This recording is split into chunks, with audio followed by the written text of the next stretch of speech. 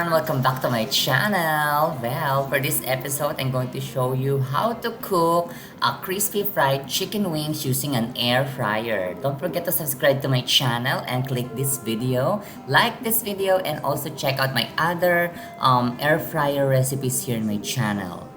Well then, let's start cooking fried chicken wings. For our marination, we just need an olive oil and also a salt and black pepper. I'm using a Japanese one, mix of salt and pepper, and also a garlic powder.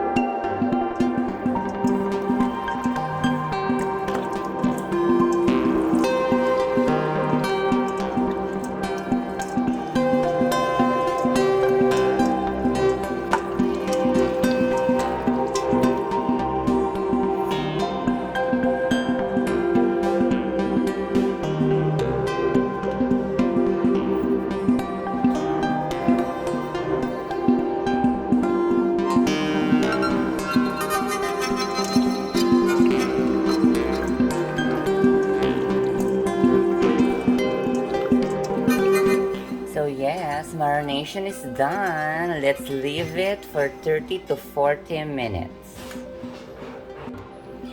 Just spray a little bit of oil. Let's start cooking our chicken wings marinated after 4.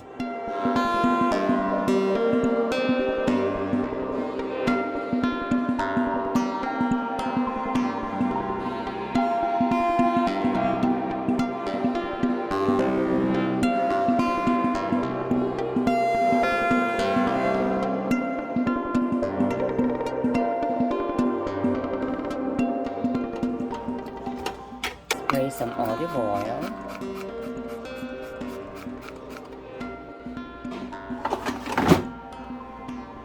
(200°C) and first 20 minutes.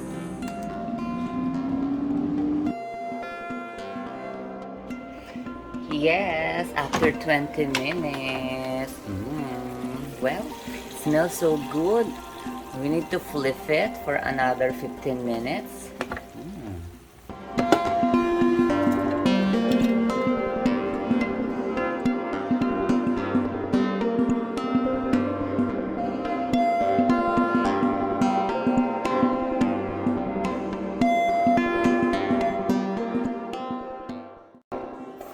Spray some oil and we have to air fry again for 15 to 20 minutes.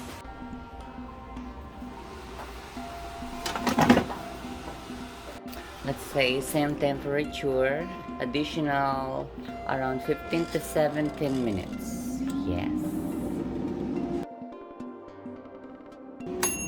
Yes, finally it's ready.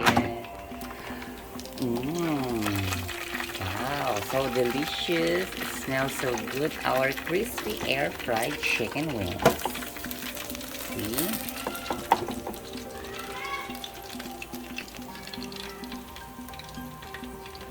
Well then, it's ready. It's time to prepare our crispy chicken wings. Again, don't forget to subscribe to my channel and check out my other air fryer recipes here.